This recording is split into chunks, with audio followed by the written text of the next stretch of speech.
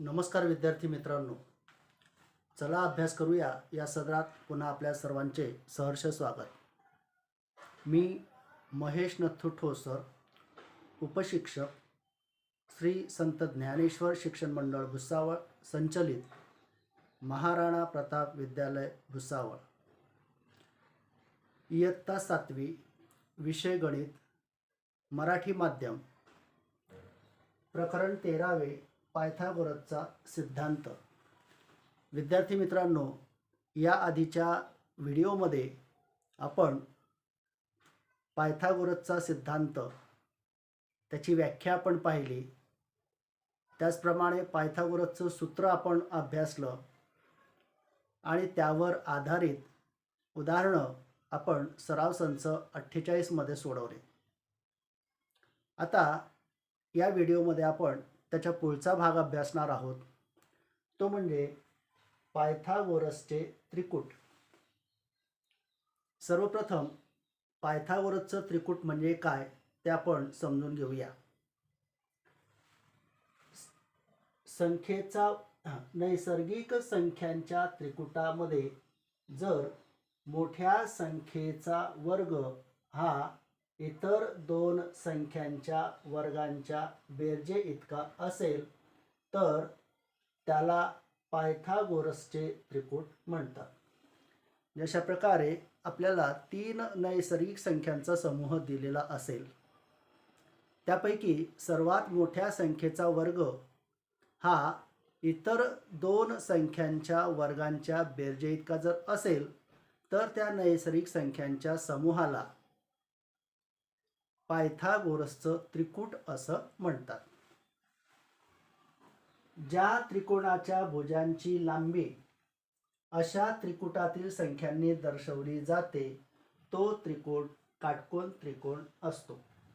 जशा प्रकारे ज्या नैसर्गिक संख्यांचा समूह आपल्याला 3 नैसर्गिक संख्यांचा समूह आपल्याला दिलेला असेल आणि त्या संख्यांनी जर त्या त्रिकोणाच्या बाजू दर्शवलेल्या असतील तर तो त्रिकोण काटकोन त्रिकोण असतो. अशा प्रकारे हे पायथागोरसचे त्रिकोण. आता यावर आधारित आपण एक उदाहरण सोडवूया.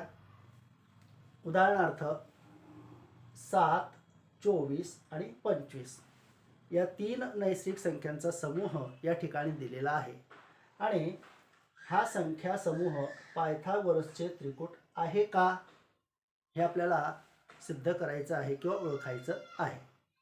मग त्यासाठी आपल्या पायथागोरसच्या त्रिकूटाप्रमाणे जी व्याख्या दिली आहे त्याप्रमाणे आपण उदाहरण सोडवायचं.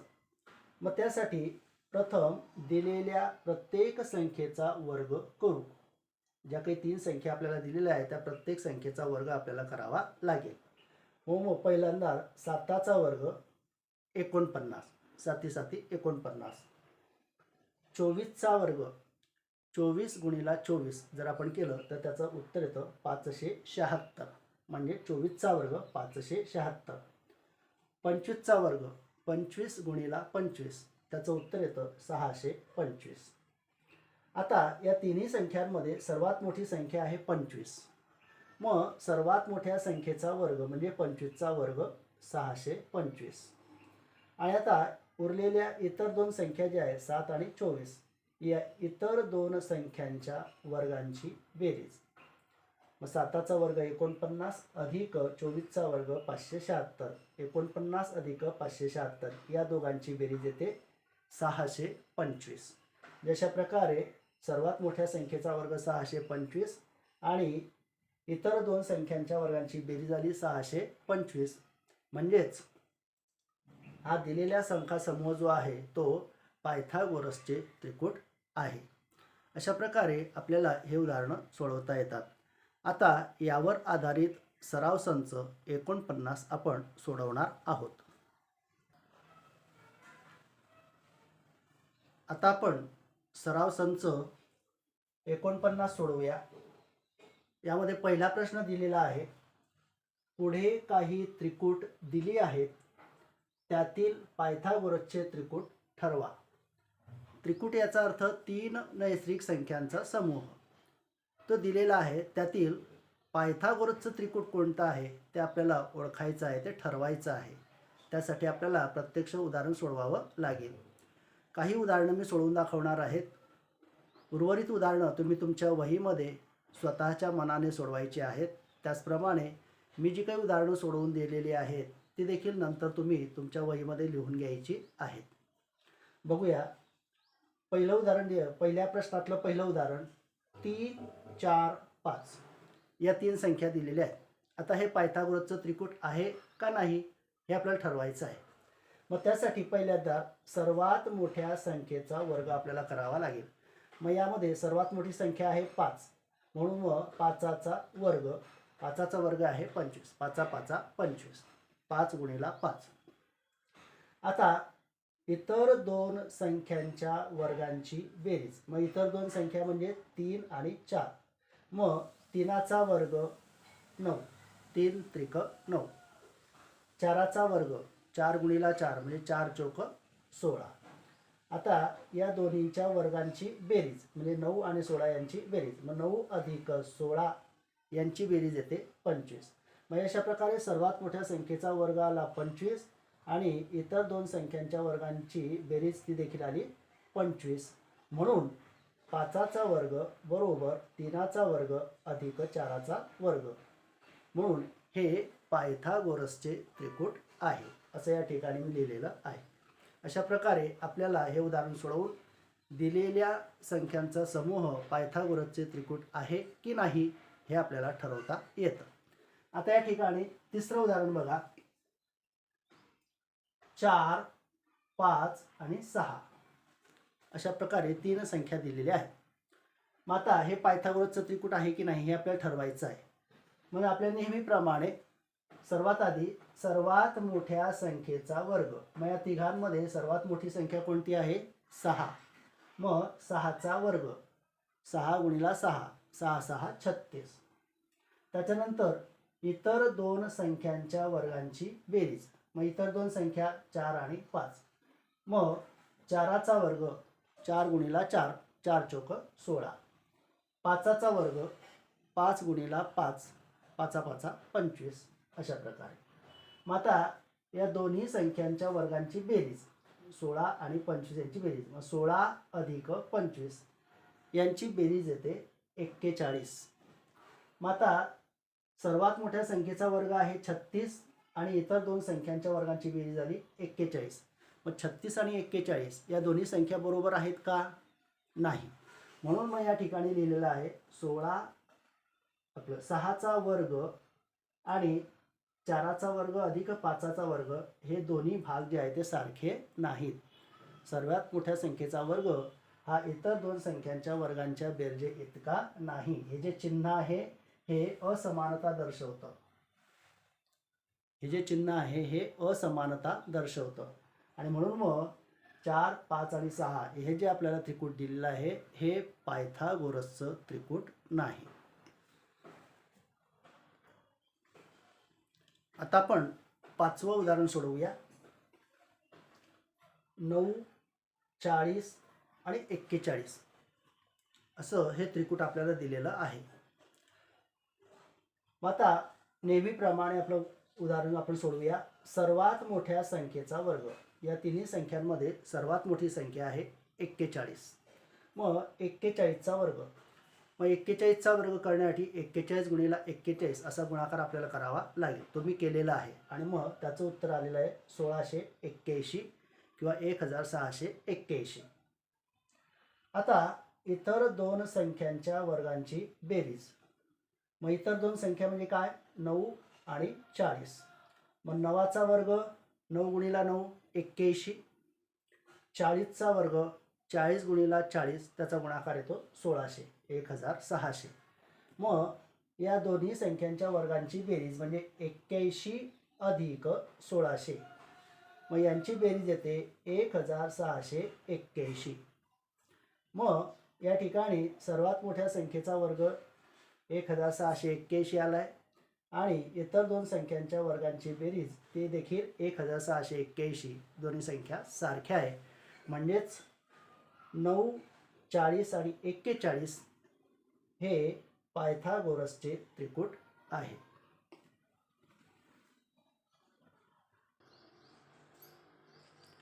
आता आपण दुसरा प्रश्न सोडवूया. प्रश्न दुसरा, खाली काही त्रिकोणांच्या बाजू दिल्या आहेत, त्यावरून कोणते त्रिकोण काटकोन त्रिकोण आहेत ते ओळखा. बाजू दिलेले आहेत, बाजूंची लांबी दिलेली आहे आणि त्यावरून आपल्याला तो काटकोन त्रिकोण आहे की नाही हे ओळखायचं आहे, ते ठरवायचं आहे. आणि म्हणून मग त्यासाठी पहिल्यांदा नेहमीप्रमाणेच आपल्याला ज्या 3 संख्यांचा समूह दिलेला आहे ते पायथागोरसचं त्रिकूट आहे की नाही हे पहिल्यांदा आपल्याला शोधावं लागेल, ते ठरवावं लागेल. ते जर पायथागोरसचं त्रिकूट असेल तर याचा अर्थ तो त्रिकोण काटकोन त्रिकोण आहे.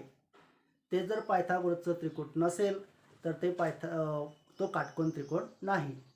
अशा प्रकारे मग या ठिकाणी पहिलं उदाहरण 8, 15 आणि 17 अशा प्रकारे आपल्याला बाजू दिलेल्या आहेत. नेहमीप्रमाणेच सर्वात मोठ्या संख्येचा वर्ग, मग यामध्ये सर्वात मोठी संख्या आहे 17. मग 17चा वर्ग, 17 गुणिला 17 त्याचं उत्तर आहे 289. 17चा वर्ग 289. आता इतर 2 संख्यांच्या वर्गांची बेरीज, मग इतर 2 संख्या म्हणजे 8 आणि 15. मग 8चा वर्ग 8 गुणिला 8 64. 15चा वर्ग 15 गुणिला 15 225. मग 64 आणि 225 यांची बेरीज 64 अधिक 225 ती येते 289. म्हणजे अशा प्रकारे या ठिकाणी सर्वात मोठ्या संख्येचा वर्ग 289 आणि इतर 2 संख्यांच्या वर्गांची बेरीज ती देखील आली 289 सारख्या संख्या आहेत. म्हणून या ठिकाणी लिहिलं आहे 17चा वर्ग बरोबर 8चा वर्ग अधिक 15चा वर्ग, म्हणजेच सर्वात मोठ्या संख्येचा वर्ग हा इतर 2 संख्यांच्या वर्गांच्या बेरजे इतका आहे. म्हणजेच 8, 15 आणि 17 हे जे त्रिकूट दिलेलं आहे हे पायथागोरसचं त्रिकूट आहे, म्हणजेच तो काटकोन त्रिकोण आहे. अशा प्रकारे आता आपण चौथं उदाहरण सोडवूया. या ठिकाणी संख्या ज्या दिलेल्या आहेत त्या दशांश अपूर्णांकामध्ये दिलेल्या आहेत.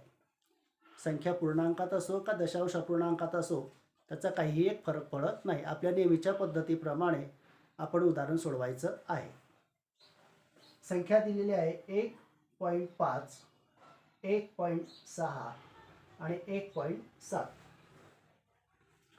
मग आता आपल्या नेहमीप्रमाणे हा काटकोन त्रिकोण आहे की नाही हे ठरवायचं आहे. मग त्यासाठी पहिल्यांदा दिलेल्या संख्यांचं त्रिकूट जे आहे ते पायथागोरसचं त्रिकूट आहे की नाही हे पहिल्यांदा आपल्याला ठरवावं लागेल. मग त्यासाठी सर्वात अगोदर सर्वात मोठ्या संख्येचा वर्ग, या तिन्ही संख्यांमध्ये सर्वात मोठी संख्या आहे 1.7 किंवा 1.7. मग 1.7चा वर्ग जर दशांश चिन्ह आपण काढून टाकलं तर संख्या होते 17. मग 17चा वर्ग आपण या ठिकाणी पाहिलेलाच आहे 289.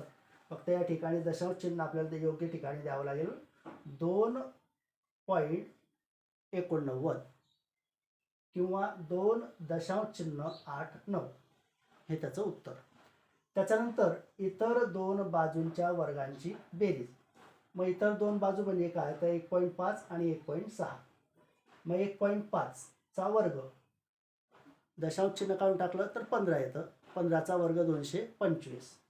2.25.